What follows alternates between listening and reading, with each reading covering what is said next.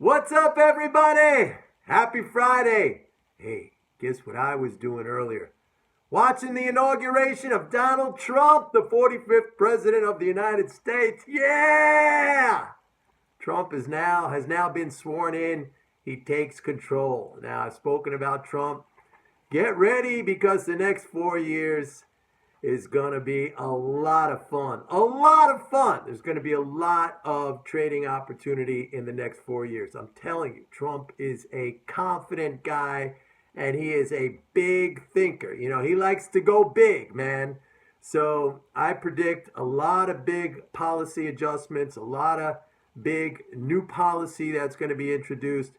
It's going to have a big, huge effect on the markets. And of course, I am going to know how that is going to play out in the markets, those policy actions, because MMT gives me a very clear understanding of how that policy is going to affect. Now, most of the other people out there, nearly all of them, they're not going to understand it.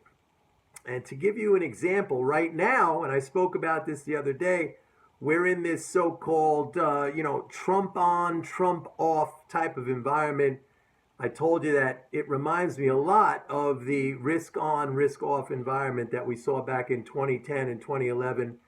That's when the whole Greek crisis and the euro were in play. And you remember it back then. Maybe you don't, but I'll just tell it to you.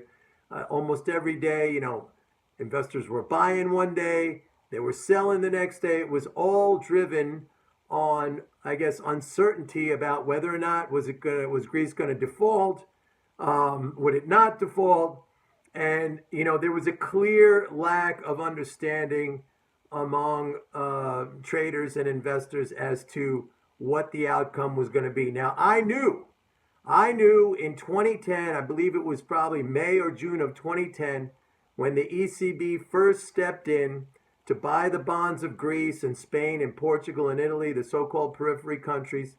I knew at that moment that the whole entire solvency issue was off the table. It was over. The ECB, of course, being the issuer of the euro, has the unlimited capacity to credit bank accounts in euro. And as, in that function, in that role, it can buy as many sovereign bonds as it wants. If they're euro-denominated bonds. And that's exactly, as soon as they stepped in to do that, I knew it was over. But everybody else didn't know that. So it set up an incredible trading opportunity for me, where every day when I saw the risk-off trade, when they were selling out of fear, I'd be stepping in there to buy. And basically held that long position in stocks pretty much until now. Now, right now we have a similar environment with this Trump on, Trump off. And, everyone's wondering, well, is Trump going to have the stimulus, the tax cuts, the infrastructure spending, or is that not going to happen? I don't even think they really understand about the proposed spending cuts. A lot of people don't, they look at spending cuts as a positive for the economy. Oh, the government doesn't have to borrow so much. They don't understand. So there's deep, deep, deep misunderstanding going on here. And that's great because that creates opportunity. So right now, they're kind of like, looking off in this direction and another direction. They're not focused on over here where they should be focused. And what I see happening now, and it's a theme that I've been repeating over and over, is we have rising inflation. And that rising inflation has been brought about or has been triggered, and it is being fostered starting with the Fed with these rate hikes, which equates to price setting higher. I want you to think of rate adjustments from now on as simply price setting. Higher rates, price setting higher. Lower rates, price setting lower. And eventually other central banks will follow suit. I mean, the Fed is the most important, and it has taken the lead in this. And we're seeing now, ever since that started, and I put charts out there, it's in the MMT Trader, the upturn in inflation pretty much coincided with the moment that the Fed turned around on their policy back in December 2015.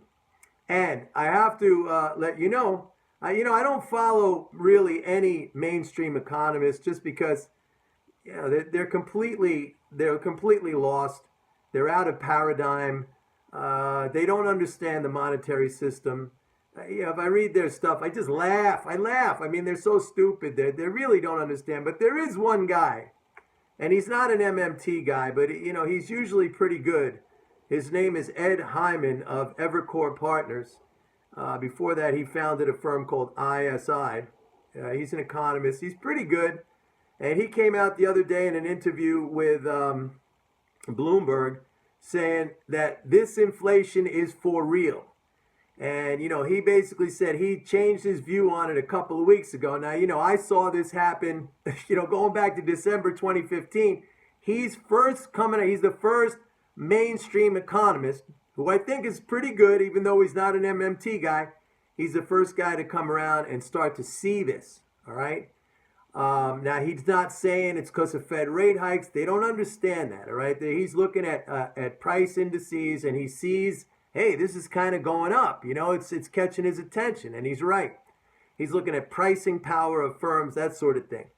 So the inflation theme is slowly starting to catch on, and as more of these guys start to latch on to that. And when a guy like Ed Hyman, who's very respected in the mainstream economic community, when he's saying that, believe me, it's going to catch the attention of other economists. And then once that happens, then investors start to, listen to that story. They start to adjust their expectations. So the way you play this is very simple, all right? Every time they sell gold, every time they buy the dollar, you got to do the opposite. Every time they sell commodities, you got to fade that. You got to buy gold, commodities, do well in inflation. The dollar, and I know a lot of you're having a hard time understanding this, inflation is not good for a currency, no matter what the central bank does in terms of rates. Yeah, it might cause a little knee-jerk reaction every time they raise rates. Inflation is death for a currency, all right? On the flip side of that, treasuries are in a bear market. I'm just going to say this flat out. So if you own TBT, stick with it. Every time it goes down, you add to that. What else? Stocks need to go through a period of discounting in the multiples. What does that mean? It probably means that prices will come down. Stock prices will come down. Don't forget, what is inflation? It means your money buys less. It means your earnings, if you're a company, if you're a firm, your future earnings are worth less, all right?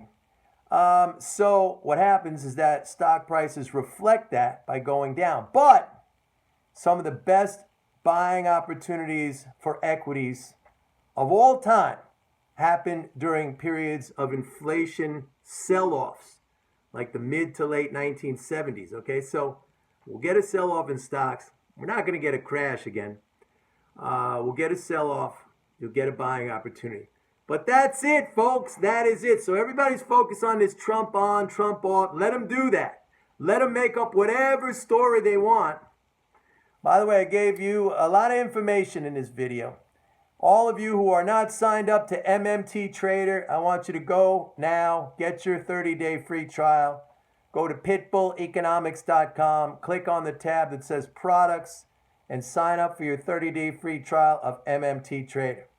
That's it for now, folks. See you later. Bye-bye.